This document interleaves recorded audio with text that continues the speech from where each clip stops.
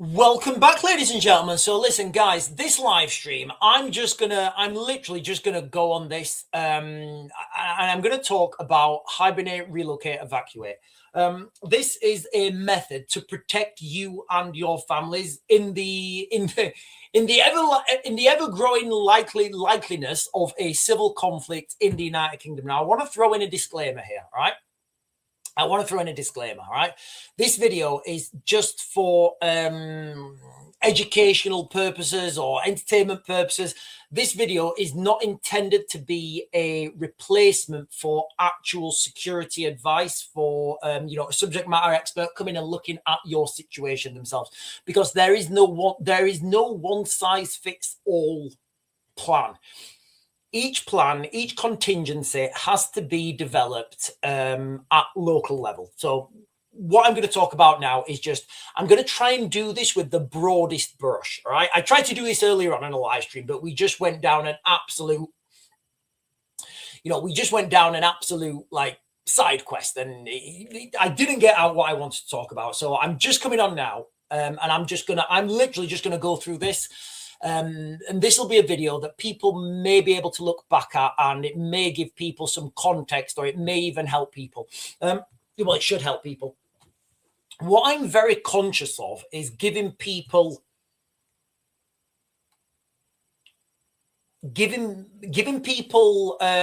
wrong information. So I don't want to give anybody wrong information. So I am going to try and keep this as broad as possible. I'm going to give you my experience, and I'm going to give you guys some scenarios and how you can equate them to where you live yourself. Everybody lives in a different place, right? Everybody in the there are no two situations in the United Kingdom that are identical. None. No two people have the same life in the United Kingdom. No two people have the same living arrangements. No two people can develop the same plan. Yes, of course, we can look at other people's plans, and we can develop them ourselves. But ultimately, these plans need to be developed by yourself. And if something does happen, the best way for you to protect yourself and your family is to avoid conflict each and every time. Now, I get a lot of negativity in the chat when people are saying, "Oh, sure, we should be doing this." I'm like, no, we shouldn't. Right? We should be avoiding crisis. We should be avoiding conflict at all times. So I'll just give you guys a quick rundown on what we're going to be talking about, and then I'll go into it a little bit in depth. So normally this would be a lecture I would give if people were new into a country, or I was giving them a security brief. This would be something we would talk about. We would talk about hibernation, relocation, and evacuation. So this is in a crisis, basically. So during a crisis period, there would be there's clearly going to be a stop to your normal daily life, and you would need to, in some circumstances, you would have to take active measures to shelter at home or somewhere, right? So that would be your first port. Hibernation, basically, go home, don't leave your house, right? Don't go to Asda, don't go to Tesco's. You kind of don't need that extra bottle of milk. Stay at home. Things keep getting bad, you need to start thinking about relocating. So a relocation would be maybe a friend or family who lives out of town, maybe don't live in a city, somebody who lives in the countryside, a relocation area. So you go from your house where you've been hibernating, you then relocate somewhere else. If things continue to get bad, you need to start thinking about evacuation, so leaving the country. Now, when I first started talking about evacuation, when I first started talking about evacuation, sorry, I'll put the chat on. When I first started talking about evacuation in the United Kingdom, I didn't actually think anybody would be evacuating the United Kingdom. When I readdress this now, I genuinely see the scenario where people will have to leave the UK because things will get that bad.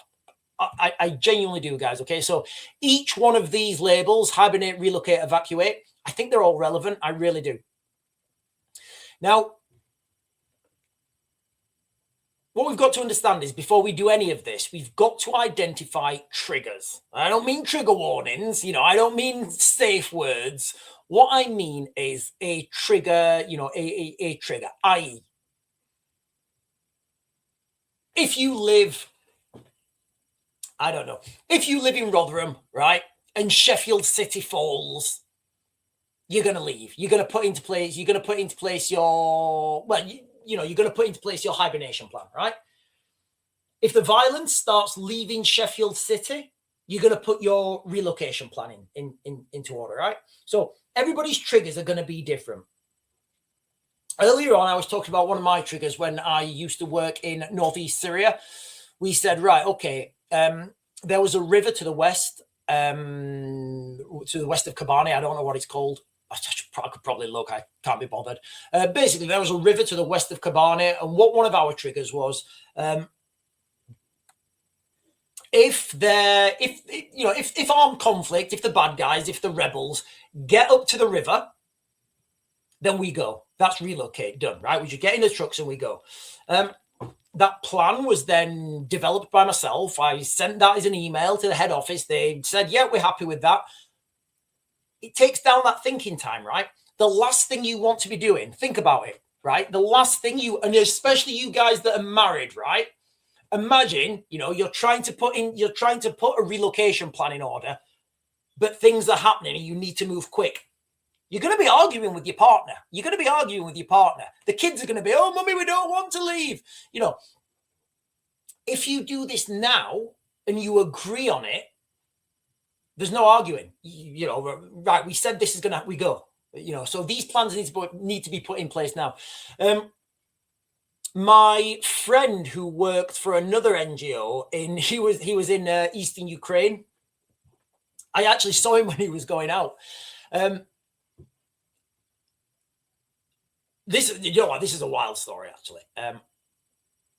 No, I'm not going to go on it. I'll try and keep to the facts. So my friend who was in Eastern Ukraine, one of his triggers were, right, if there's a full-scale Russian invasion, because that was looking more and more likely, we don't relocate, we just evacuate. So full-scale Russian invasion, they just evacuated. Everything, they just went. They got in their Land Rovers. In fact, they weren't Land Rovers. They were them... I think they had hundreds of white Dacia Dusters. They got in their Dusters and they literally dusted it. So you've got to have triggers, and you've got to be rigid with those triggers. You've got to agree on these triggers in advance, right? Literally, you've got to agree on these triggers in advance. Don't share triggers with people because not everybody's trigger is going to be the same. You've got to determine these triggers, best case scenario, when things are calm. So right now, you need to get these triggers in place, all right? You've got to also understand how you may want to phase this. So, for example, right, if you live in, if you live in Doncaster, right, and I don't know, if you live in Doncaster and it looks, and Doncaster's getting worse and worse and worse, you may want to say, right, you know what? We're going to send our kids to go and live, to go and stay at auntie and uncles. That is our relocate place. So you may want to phase this in, all right? You've also got to determine roles and criteria. Now, this doesn't really apply, I guess, at family level, but role, program experience, personal risk appetite, and specific vulnerabilities. Like if you've got any vulnerable people in the house, like nans who may be on ventilators or whatever, people who are disabled, you don't want to be leaving them till the last minute and saying, right, come on, Nan, we're evacuating. And you're trying to have to, drive through checkpoints because there will be checkpoints. We saw this in when there was the Southport riots. We literally saw people. And did you see how quickly things went bad? Like things went really bad really quickly. We had a situation in the United Kingdom where people were putting up race checkpoints and they were stopping cars and guys, the undertone in the United Kingdom is wild. I think governments know this, but everybody's in denial. Everybody's in absolute denial. So I just want to go through now. Let's go through a hibernation checklist. So we talk about hibernate, relocate, evacuate, right? We've got good triggers in place. I'm going to go through a little checklist now.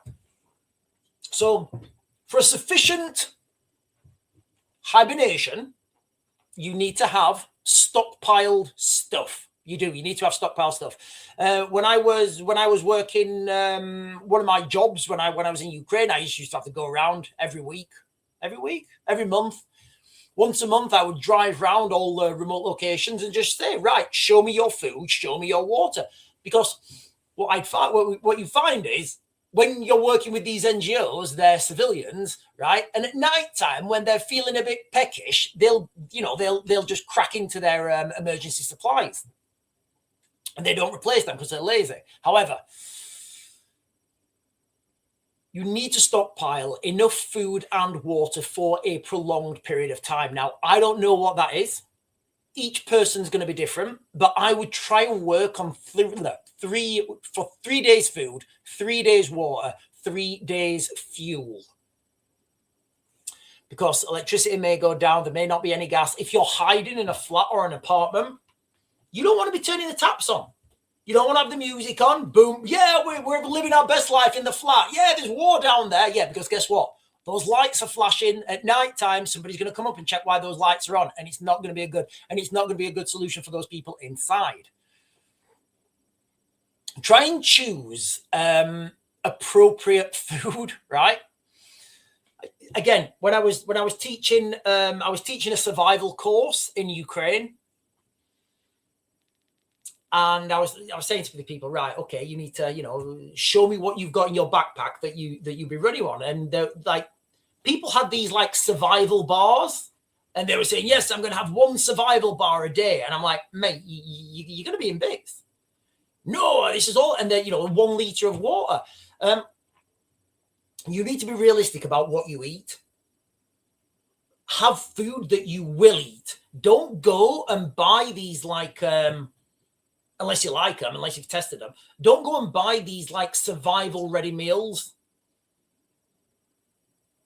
A lot of them don't taste good, and you're just not going to eat it, guys. You just won't eat it. Like over time, over time, you just won't eat it. It's a waste of money. All right.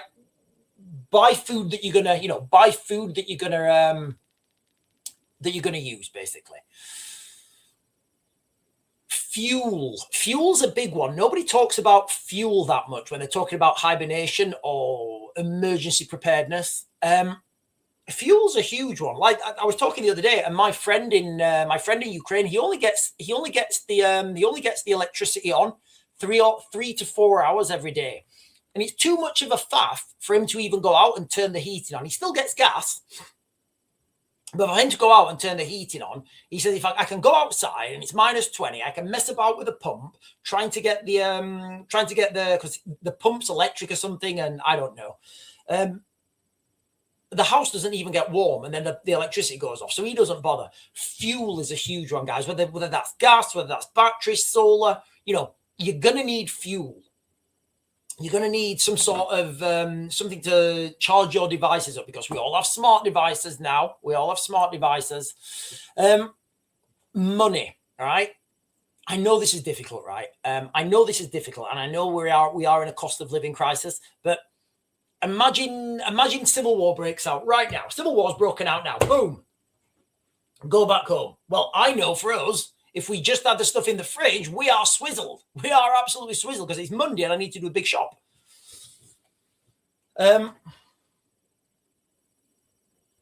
Finance, all right? Finances. You're going to need money. You are absolutely going to need money. You're going to need cash. You may not be able to get to the cash machine. The cash machines may have been stolen, right? We've seen... in most conflicts, in fact, every conflict, banks and cash machines will just get pilfered straight away. Somebody will drive into them with a JCB or whatever, and they will take them. Absolutely take that cash. So you're not going to be able to get cash from a cash machine. Just accept that. You don't really want to be, if you're hibernating, you don't really want to be dicing. You don't really want to dice in death to go and, get 20 quid out of the cash machine or whatever. Also, if you're doing this and imagine a row of terraced houses, right? Talk to each other. Try and come up with a plan. Maybe, I don't know, maybe the guy at the top of the street in the terraced house, and I'm just making this up, he can see everything. So maybe he could have like a lookout in his top window, and if anybody's coming up, he can warn everyone. I don't know. You know, you've got to have plans. You've got to think about this, right? Okay. It's not just, it is as simple as staying in, but if you don't do it right, it's pointless, right? If you're staying in, and I've seen this, there was an NGO in, I'm not going to name them, right? I'm not going to name them, right? There was an NGO in Syria, right, who had a rooftop bar with a swimming pool and a barbecue, right? Their Hibernate, it was like a nightclub. It was literally like a nightclub. It's where everybody used to go there, and like, that's just not the good thing to do, right? Because bad guys can see that they're having a nightclub and they're all, you know, dancing, and it was cool to go up there. Beautiful place. Kind of not doing what it's supposed to do, right? So I'm just going to briefly talk through a few considerations with relocation now. So imagine the scenario, right? You've got your plan, you've got your triggers, and you've decided that, right, okay, now it's the time to relocate.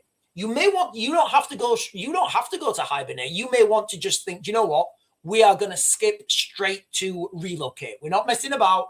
We are just going to skip to relocate. We don't need to be here. We're going to avoid any conflict, and we are just going to go straight to our relocate location. So these really do need to be identified in advance. Like our house, I know I've said this loads of times, our house is the relocation area for all our family. And it's funny because my sister, if those of you guys were on the live stream earlier,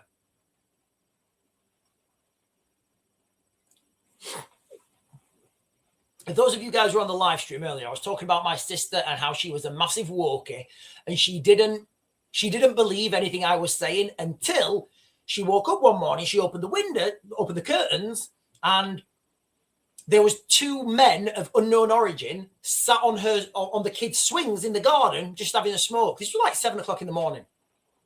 What have they been doing in the garden? She's moved house now. She's terrified, and she's got she's like, yeah, Sean, we're definitely coming. So you need to identify these locations in advance. You need to identify routes to those locations. You know, how are you going to get there? What if the roads are blocked? What if there's checkpoints? Like, what if that relocation area, you have to drive through a really diverse part of town? Are you really going to want to do that? What time of day are you going to move? You know, obviously nighttime's a lot better, but also that comes with its problems. You know, more criminals are out at night, but you can move more freely.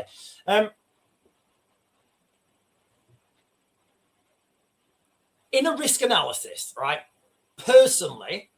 Me personally, I would prefer to move at night. Now, I know that's counterintuitive for a lot of things. For me, it's because there's less traffic on the road, right? Maybe if it was another part of the world where there's militaries operating at night, maybe I'd change that. Maybe I'd want to move with the main civilian population in daytime. These are just considerations that you guys need to take and understand. We also need to consider that secondary location, your relocate location, you can't just turn up there at your nan's house or at Raven's house or whatever and say, we're here, feed us. No, these things need to be, contingencies need to be put in place in advance. So maybe you want to take up some sleeping bags or find out the sleeping arrangements and just talk it through. Talk everything through, basically. Maybe you want to run that through one night. Maybe one night you want to run it through. Just say, listen, you know what? We're just going to drive up there. Because when you do these things, and when you do a rehearsal or when you do an exercise or when you do like little training missions, problems come, right? Teething problems come out. You identify problems, and it's better to identify those problems in training than operationally, right? And you need that place to you need that place to be big enough, basically. You need that place to be big enough to be able to house everyone. You don't want to, and it needs to be sustainable because you don't know how long you're going to be there, right?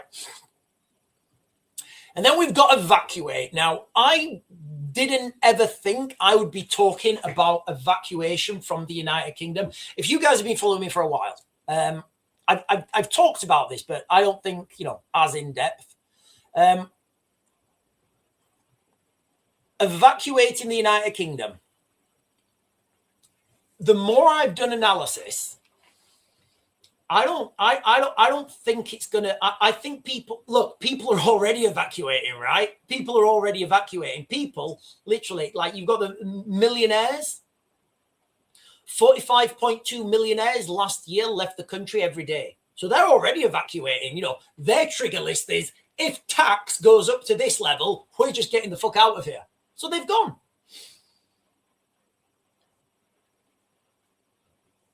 So if you need to evacuate, and I know this is wild, where are you going to go to? Passports. Don't forget to take your passports. You may not be able to evacuate. Not everybody may be able to evacuate. What are you going to do? And these are things you need to plan. For example, your nan, who's on who's on an oxygen mask or something, she might not be able to take a flight. What are you going to do? Are you going to leave her behind? Are you all going to stay with her? And it's one of those wild questions, it's one of those wild things that if you're operating in a hostile environment, in a war-torn country, you first of all, you don't, there's a certain fitness level and fitness requirement if you are going to operate in a hostile environment. You can't just, I wouldn't have anybody who is like physically sick go and work on the front line. It's it's just not going to work. But here in the United Kingdom, we have friends, we have families, we have pets. If you have to leave the country, what are you going to do with those? I don't know the answer to this, because literally everybody's you might want to drive out. Are you going to drive out? You're going to drive down to Cali and risk going through there? Don't forget, in high scale civil wars, every port, dock, airport will be taken over by some rebel force.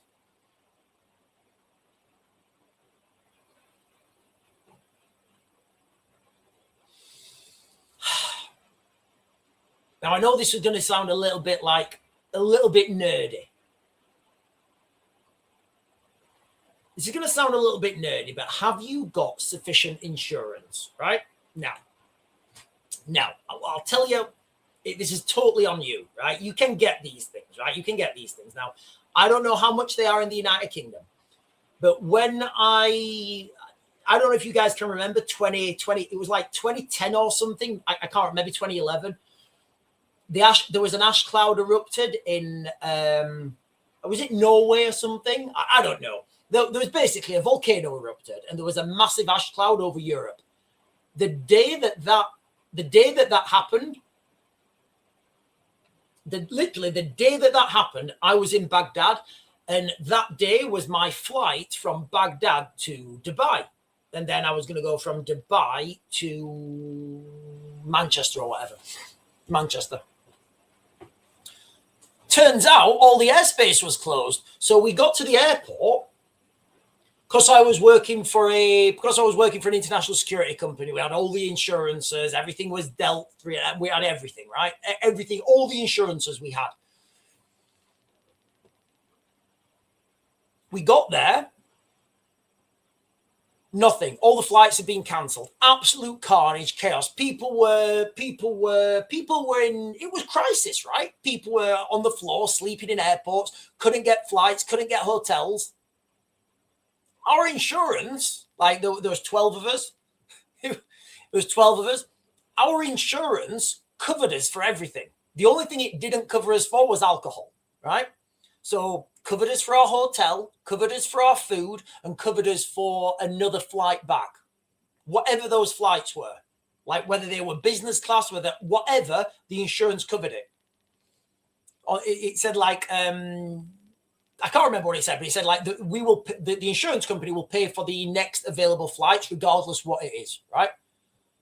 So we had like a 6-day holiday, and there was people in absolute crisis. There was families sleeping on the floor, people crying in the airports. for us, you know, because we had, you know, good insurance in place, it was literally just like a maybe 5 or 6 day holiday in Dubai. Right, guys, listen, I'm just gonna leave that there. I just wanted to throw that out there. I don't know how useful that's been. I think if you remember those things, those key elements, all right? To hibernate, relocate, and evacuate. I think people will have to hibernate 100% in the United Kingdom this year. Absolutely. If you think about the curry wars in Manchester, people are going to be staying in, right? People are not going to want to go onto the street. Imagine it, right? Imagine the scenario, right? You live in, I don't know, not London, Cardiff, right? Imagine you live in Cardiff and you're living in one of those big tower blocks and you're looking down out the window. There's cars on fire, there's rioting, there's people with bats. You're going to go down? You're going to go down to the shop and buy your normal stuff? Absolutely not. You're going to be hibernating, right? You are going to be hibernating. And then what you're going to do? You're probably going to want to leave, right? If things keep getting bad. So you're going to want to go somewhere. Naturally, you're going to want to go somewhere. Where are you going to go? I don't know. You might even want to think about that, doing that now. Get out of the city. I wouldn't want to live in a city. Unless it was Kiev. I love Kiev. Kiev's a beautiful city. I'd definitely live in Kiev. And then you may want to evacuate. Now, as wild as it sounds, I never thought I would be saying this in the United Kingdom about evacuations, but guess what? People have already started to evacuate. So even if you don't think people will evacuate from the United Kingdom, guess what? People are evacuating from the United Kingdom. 45 millionaires last year left the United Kingdom every day.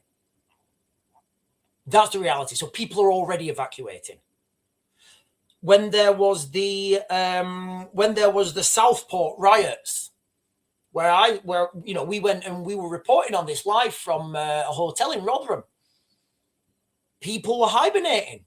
People then evacuated. So this thing happens naturally, but you want to be able to put as much planning into this as you can, so it's not a shock. Because the last thing you want to have is something kicking off and you saying to your partner, your husband or your wife, whatever, right, we need to go, and them saying, no, we're not going. What's the point? If you deal with that now and have those conversations now and talk about, and I do think now's the time, guys. I think a lot more people will be open to this. A lot more people will be open to having these real conversations about hibernate, relocate, and evacuate. This is all part of contingency planning, guys. It's all part of contingency planning. Right, let me jump up and get some comments. Lots of comments on the chat. Right. Kev is saying a nice 30-foot boat with solar and wind turbines. Yeah, that would be fantastic. Not everybody has a 30-foot boat with solar panels and wind turbines. Rod Panhard is saying, I'm just glad I live in a little village. It's the cities and the large towns. Absolutely, guys. And if you were to ask me how this is going to happen, it's going to start in the cities and then it will spread. We've already seen this. This is all, you know what? I'm not even speculating anymore. This is already happening in cities. Clashes between Syrian refugees and Kurdish refugees, clashes between Indians and Pakistanis, clashes between these different nations that are fled to the United Kingdom for safety and sanctuary, and they're bringing their wars with them. So when we say civil war, when I say civil war in this, in the heading, a civil war would be us versus them, us versus them, government versus the rebels. The government want to impose this, the rebels say no. That's not what we're coming to, ladies and gentlemen. We are coming to something a lot darker, a lot deeper, and a lot more protracted. Remember, my long My high-end estimate of the death toll is, I think I said 2.1 million. That's what I think the death toll will be, 2.1 million. Now, I'm taking that number from historically, civil wars, you lose between 1% to 4% of the population, right? There's never been a civil war, hear me out, in a densely populated area like the United Kingdom with nowhere to run. Nowhere to run, guys. You're not going to have anywhere to run. You will be able to run somewhere, but ultimately you're still going to be in the United Kingdom. Normally, civil wars, docks, airports, they all get ransacked. Literally, they all get ransacked.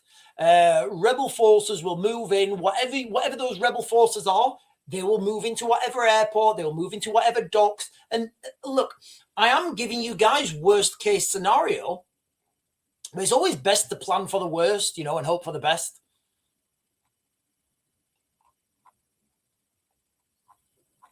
Right, I'm just going to jump down. The second advent is about to happen. The power of God is inside you. I don't know what that means. The tinder box is lit. It absolutely is, guys. The tinder box is lit. Food will run out, especially in the big towns. They will come exactly. This will happen. You think about how dense these towns, these cities. Just do a little experiment in your head now. Literally in your head now. Think, what do you have in your fridge right now? What do you have in your fridge? And I mean, honestly, like if you looked in our fridge, I had a big clean out of the weekend. I think I've got some blue cheese, 2 beauty face masks, and a bottle of milk, a carton of milk. That's what I've got in my fridge, right? So if you think what you've got in your fridge and always think, right, if it happens now, what are we going to do? And have an immediate, I should actually put some, what? I think I need, yeah. I think we should, I think I'm going to do another live stream and I'm going to do an immediate action plan. So what happens if you've got no plan and it happens now? It happens now. Shabina Mahmoud, David Lammy gets in and he says, everybody's tax is going to get doubled because we need reparations for the African nations. Shabina Mahmoud gets in and she just passes a law saying all churches are now mosques, Angela Rayner gets in and she says, Ray, we're just gonna build loads of houses. Your taxpayers are gonna pay for them, and then I'm off to Ibiza. I'll be proper rate good over there. And it just erupts. What happens if, what do you do if things just happen now?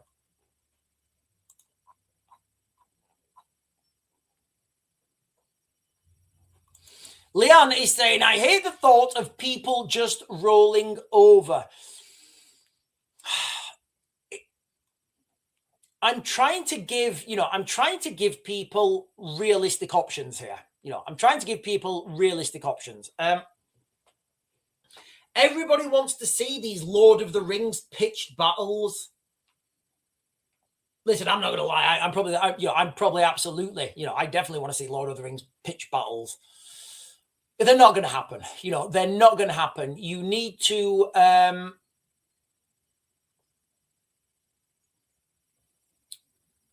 avoid conflict. You need to hibernate, relocate, evacuate.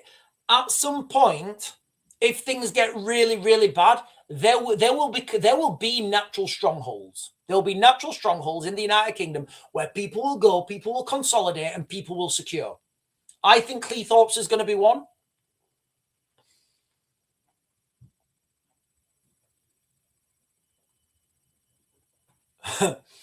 Sooty is saying, replace your apex predator national symbol with a gerbil. Do you know what? I don't know if you guys know or not, but the parachute regiment is having their parachutes taken away. So let me read this to you. Let me just share this.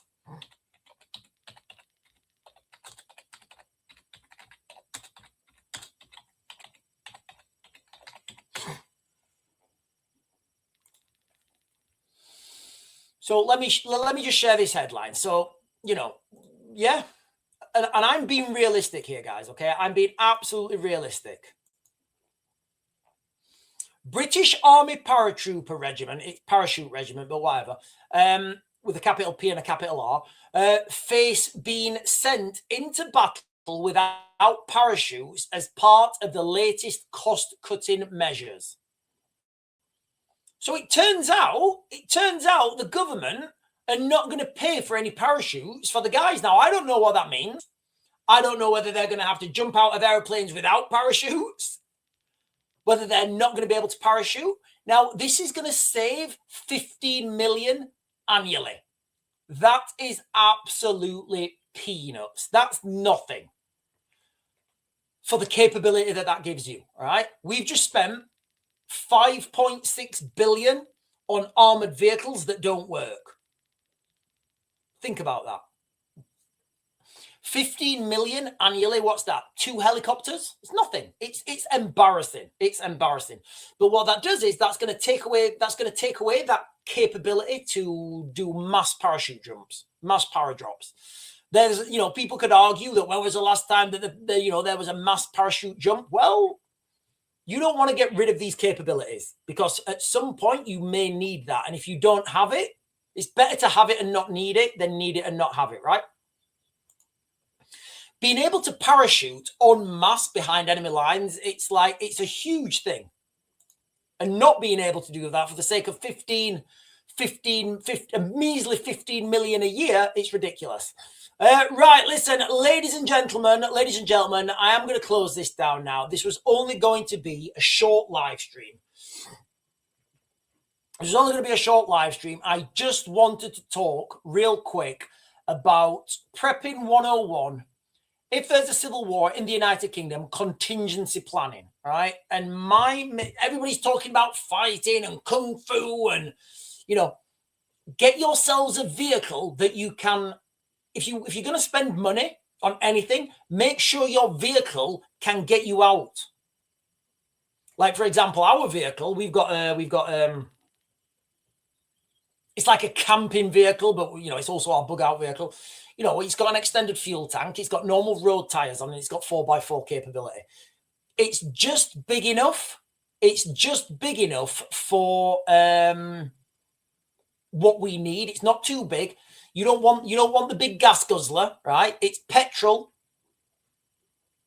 It's petrol because I don't think diesel will be a thing.